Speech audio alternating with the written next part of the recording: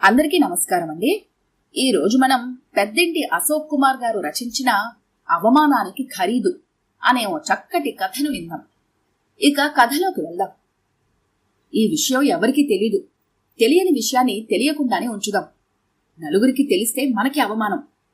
ఒక నిర్ణయానికి వచ్చినట్టు స్థిరంగా అన్నాడు వేణుగోపాల్. అతని నిర్ణయానికి తన మౌనంతోనే అంగీకారాన్ని తెలిపారు సోమయాజీ. సత్యవతి ఏదో చెప్పబోయి భర్త మొహంలోకి చూసి ఆగిపోయింది. అంతవరకు కుమిలి కుమిలి ఏడుస్తున్న జ్యోతి కళ్ళు తుడుచుకొని వేణుగోపాల్ వైపు విస్మయంగా చూస్తూ అడిగింది, అన్నయ్య, ఇక్కడ అన్యాయం జరిగింది నీ చెల్లెలికేనన్న విషయాన్ని గుర్తుంచుకొని మాట్లాడుతున్నావా? జరిగిన అన్యాయం చెప్పుకోవడం కూడా అవమానమని భావించి మనకు మనం ముడుచుకుపోతే మరిన్ని అన్యాయాలు జరగవు? ఆమెకు దుఃఖం ఆగటం లేదు. గొంతు కూరుకుపోయి మాటలు ఆగిపోయాయి. అన్యాయం జరిగింది నా చెల్లెలికి కాబట్టే ఈ నిర్ణయం తీసుకున్నాను. జరిగింది ఒక పీడకల అనుకొని మరిచిపోవడమే దీనికి సరైన పరిష్కారం. నలుగురికి తెలిస్తే పోయేది మన పరువే.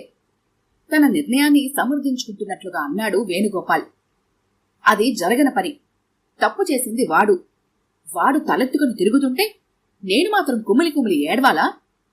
తప్పు చేసినందుకు వాడికి తప్పకుండా శిక్ష పడాలి. మళ్లీ జన్మల వాడి ఇలాంటి తప్పు చేయకూడదు. ప్రతి మగాడికి వీడి జీవితం ఒక గుణపాఠం కావాలి, ఆవేశంగా అన్నది జ్యోతి. వేణుగోపాల్ ఏదో అనబోతుంటే వారించి కూతురు తలను వాత్సల్యంతో నిమురుతూ చెప్పాడు సోమయాజీ. చూడమ్మా, మేము నీకంటే ఎక్కువ బాధపడుతున్నాం. అంతా జరిగిపోయాక చేసేదేముంది చెప్పు? మనది పరువుగా బ్రతికిన కుటుంబం. అక్కయ్య పెళ్లి జరగాలి, నీ పెళ్లి జరగాలి. ఈ విషయం నలుగురికి తెలిస్తే ఎవరు చేసుకుంటారు చెప్పు? తండ్రి వైపు చూసింది జ్యోతి.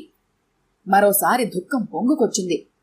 ఏడుస్తూనే అరుస్తున్నట్టుగా అడిగింది, ఒక తండ్రి అనాల్సిన మాటలు కావివి. నీ కూతురు అంటే నేను ఓ దుర్మార్గుడి చేతుల్లో రేపుకు గురైతే అతనిపై కేసు పెట్టాల్సింది పోయి కాంప్రమైజ్ కోసం వెళ్తారా? కేసు పెడతానంటున్న నన్ను వద్దని వారిస్తారా? మీకు మీ పరువు ప్రతిష్టలు ఎంత ముఖ్యమో నాకు నా మాన మర్యాదలు అంత ముఖ్యం. ఎవరేం చెప్పినా నా నిర్ణయం మారదు. కూతురు పరిస్థితి చూస్తుంటే సత్యవతికి గుండె తరుక్కుపోతోంది. ఏడుస్తున్న కూతురును లాలనగా అక్కున చేర్చుకుంది. జ్యోతి పసిపాపలా ఏడుస్తుంటే ఓదార్చింది సత్యవతి. చూడమ్మా, నాన్న అన్నయ్య ఏమంటున్నారు? వాళ్ళకు నువ్వైనా సర్ది చెప్పమ్మా, వెక్కుతూ చెప్పింది జ్యోతి. సత్యవతి అనునయంగా కూతురి తల నిమురుతూ బుజ్జగిస్తున్నట్లుగా అన్నది. అది ఆడదాని దురదృష్టమమ్మా. అరిటాకు ముళ్ళు మీద పడినా, ముళ్ళు అరిటాకు మీద పడినా నష్టం అరిటాకుకే. మా కళ్ల ముందే నీ భవిష్యత్తు నాశనం అవ్వడం మేము చూడలేమమ్మా. నా బంగారు తల్లివి కదూ. ఆమె మాటలు పూర్తి కాకముందే కౌగిల్లో నుండి విడిపోయి దూరంగా జరిగి, నీవు కూడా వాళ్లతో కలిసిపోయావా అన్నట్లుగా చూసింది జ్యోతి ఆవేదనగా. వాడు లక్షాధికారి కొడుకు. మనం కేసు పెట్టినంత మాత్రాన పోలీసులు వాడిని ఏం చెయ్యలేరు. అవసరమొస్తే సాక్ష్యాలన్నీ తారుమారు చేయగలడు. వాడితో మనం ఢీకొనలేం. 2 లక్షలు ఇస్తానన్నాడు. కాదంటే ఎక్కువ డిమాండ్ చేద్దాం. అంతేగాని ఆవేశంగా కేసు పెడితే అన్ని విధాలా నష్టపోయేది మనమే. పైగా ఇది పరువుకు సంబంధించిన సమస్య. అనువంత బయటకు పొక్కినా లోకం కోడే కూస్తుంది. సముదాయిస్తున్నట్లుగా చెప్పాడు వేణుగోపాల్. అతడి వైపు చీత్కారంగా చూసింది జ్యోతి. ఛీ, నువ్వు ఒక మగాడివేనా? ఆవేశంతో వాడితే ప్రతీకారం తీర్చుకోవాల్సింది పోయి నా ఆవేశాన్ని నీరుగారుస్తావా? పౌరుషం అంటే అర్థం తెలుసా? ఇలానే రోజుకొకరితో నన్ను రేప్ చేయించుకొని వాడితో బేరాలు కుదుర్చుకో. లక్షలు లక్షలు సంపాదించవచ్చు. నాకు జరిగిన అన్యాయానికి నువ్వు ఆవేశపడి వాడిని చంపబోయి నువ్వు చచ్చినా నీ పౌరుషానికి సంతోషపడేదాన్ని, అరిచింది జ్యోతి. ఏమిటా మాటలు? అలాగేనా మాట్లాడేది అన్నట్లుగా చూసింది సత్యవతి. సోమయాజి దగ్గరగా వచ్చి తలపై చెయ్యి వేసి నిమురుతూ అన్నాడు, మన కుటుంబ పరువు ప్రతిష్టలను కూడా ఒకసారి ఆలోచించమ్మా. ఇంతవరకు ఎవ్వరూ వేలెత్తి చూపకుండా బ్రతికాం. ఈ విషయం బయటకు పొక్కిందనుకో తలెత్తుకుని తిరగలేం. కుదిరిందనుకున్న అక్కయ్య పెళ్లి తప్పిపోతుంది. నిన్ను పెళ్లి చేసుకోవడానికి ఎవ్వరూ ముందుకు రారు. ఇంత నష్టం మనకు జరిగినా వాడికి మాత్రం శిక్ష పడదు. డబ్బున్నవాడు ఎలానో తప్పుకుంటాడు. వాళ్ల మాటలు వింటుంటే కోపం రావడం లేదు, దుఃఖం కూడా రావటం లేదు. పరువు ప్రతిష్టలంటూ ఆత్మవంచన చేసుకున్నందుకు జాలి కలుగుతోంది జ్యోతికి. తండ్రి వైపు నిర్వేదంగా చూస్తూ అడిగింది, నాన్నా, ఈరోజు 5 లక్షలు ఇచ్చాడని విడిచిపెడితే రేపు వాడొచ్చి నిన్నటికంటే ఎక్కువ ఇస్తాను, నీ కూతుర్ని పంపించమంటే పంపిస్తావు కదూ? వాడు నా బ్రతుకును అన్యాయం చేసినందుకు కాదు నాన్న, నా శీలానికి వెలకడుతున్నందుకు బాధగా ఉంది. తప్పును తప్పని చెప్పి ఖండించకపోయి ఆలోచన తప్పని చెప్పాలనుకుంటున్నారు.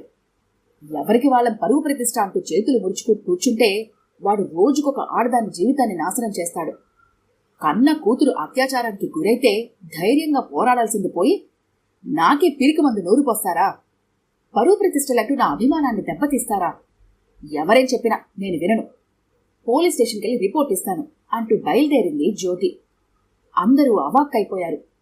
ముందుగా తేరుకున్నది సౌమ్యాజీ. ఆమెని అడ్డుకోవడం అసాధ్యం అనిపించింది. అయిష్టంగానే కూతురి వెంట మహిళా పోలీస్ స్టేషన్కి వెళ్లాడు.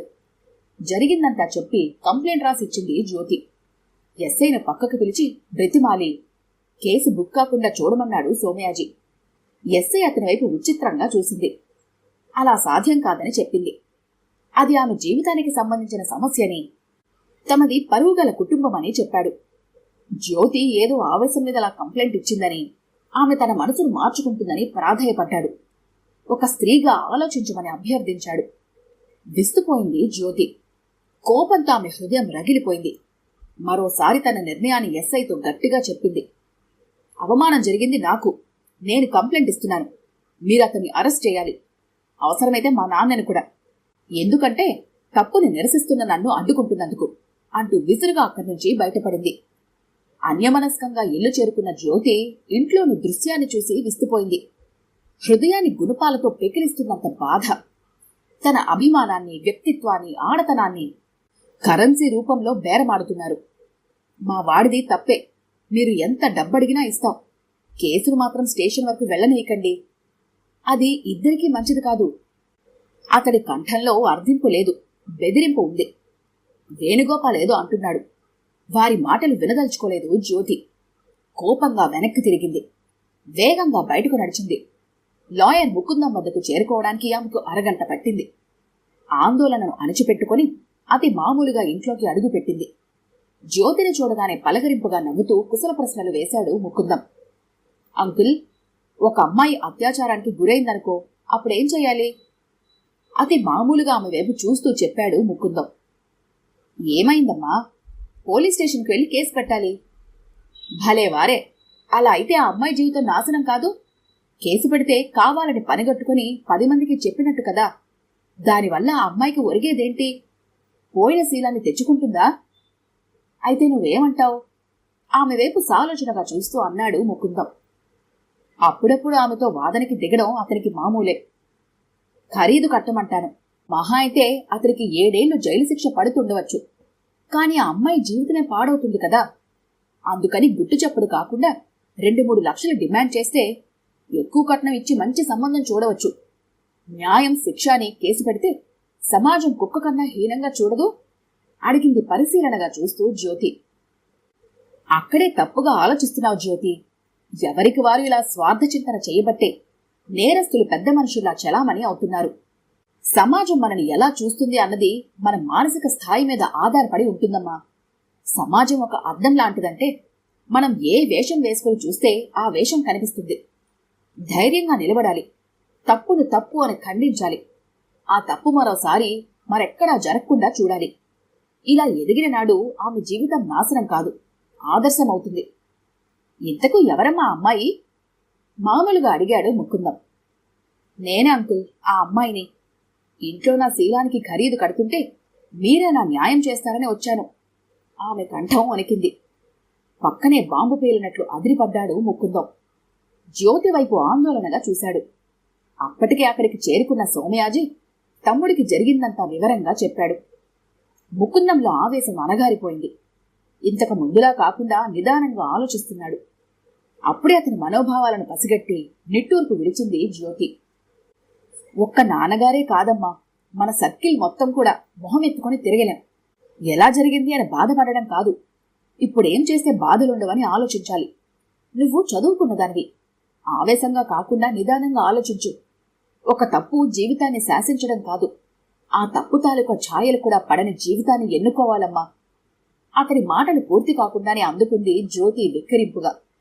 అంకుల్, ఇప్పుడేగా మీరు చెప్పారు మానసికంగా ఎదగాలని. ఇప్పటికిప్పుడే మాట మారుస్తున్నారెందుకు? మీ అన్న కూతురు జీవితం నాశనం అవుతుందనా? లేక మీ కీర్తి ప్రతిష్టలు నా మూలంగా దెబ్బతింటాయనా? మీరు ఎవరెన్ని చెప్పినా నా నిర్ణయం మారదు. తప్పు చేసిన రాక్షసుడికి కామాంధుడికి శిక్ష పడాల్సిందే అంది జ్యోతి. మీరు అడ్డుకున్నంత మాత్రాన నా ఆలోచన ధోరణి మారదు. అది ఉప్పెనే లేస్తుంది, ప్రళయమే విరుచుకుపడుతుంది. నా వెంట సాటి ఆడవాళ్లైనా ఉండరా? ఇప్పుడే కదిలిస్తాను.